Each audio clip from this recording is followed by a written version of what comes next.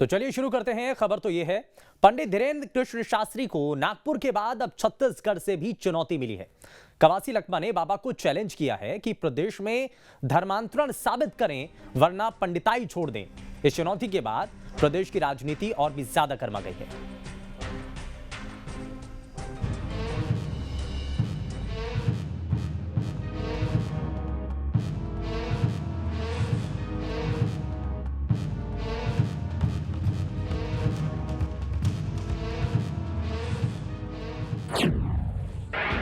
बागेश्वर बाबा को छत्तीसगढ़ के मंत्री की चुनौती। जो भी गलत लगे तो कीजिएगा, अंधविश्वास नहीं करना है, अमेरिका का कारण है, क्योंकि अगर आप झूठ बोलेंगे तो आपको पाप लगेगा। लाखों लोगों को अंधविश्वास में धकेलने का पाप है। धर्मांतरण साबित करें वरना छोड़े पंडिताई। नियम किया, होगा होगा होगा, जाओ आशीर्वाद। अपनी कथा और मन को पढ़ने का दावा करने वाले बाबा को एक और चुनौती मिल गई है। दिव्य चमत्कार पर मिली चुनौती का मामला अभी ठंडा भी नहीं हुआ था। बागेश्वर बाबा को खुली चुनौती मिल गई है। सनातन की आड़ में बाबा ने जब धर्मांतरण पर कटाक्ष किया तो प्रदेश के मंत्री कवासी लखमा ने इसे साबित करने का चैलेंज दे दिया। लखमा ने कहा, अगर प्रदेश में धर्मांतरण साबित हो गया तो वो राजनीति छोड़ देंगे और अगर ऐसा नहीं हुआ तो बाबा पंडिताई छोड़ दें। घर वापसी करवा रहे हैं, धर्मांतरण को रोक लगा करके घर वापसी करवा रहे हैं। उन्हीं में से कुछ बिचौलिया वामपंथी लोग इस प्रकार के उपद्रव कर रहे हैं। उनको बस अब उनको जो है सबक सिखाना है प्रत्येक सनातनी हिंदुओं को। और हम जब तक जिएंगे तब तक सनातन के लिए कार्य करेंगे, तब तक हम घर वापसी करवाएंगे। कितनी भी मिशनरियाँ हमारे पीछे लग जाएं, हम डिगने वाले नहीं हैं, हम डरने वाले नहीं हैं, क्योंकि हम हिंदू शेर हैं। स्वधर्म निधनम श्रेया परधर्मो भयावह। अपने धर्म में मरना श्रेष्ठ है दूसरे धर्म में विचार करने से।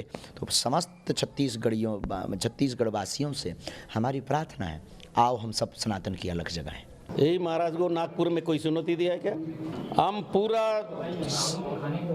सत्य के साथ, कसम के साथ, अगर महाराज हो पंडित हो मेरे साथ आए बस्तर में, अगर कल परसों अगर कोई धर्मांतरण होता है तो मैं राजनीति छोड़ देगा, वो पंडित छोड़ दे। अरिनी को ऐसी पंडित लोगों को नागपुर में इसको चुनौती दिया गया है। अभी कोर्ट में जाने वाला है, उस समय पता चलेगा ये पंडित क्या है, सही पता चलेगा।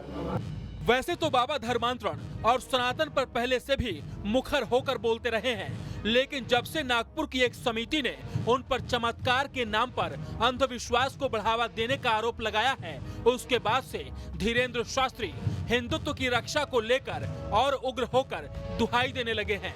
और चूंकि रायपुर में बाबा का दरबार चल रहा है और इसलिए धर्मांतरण पर दिए गए उनके बयान पर प्रदेश की सियासत भी सरगर्म हो गई है।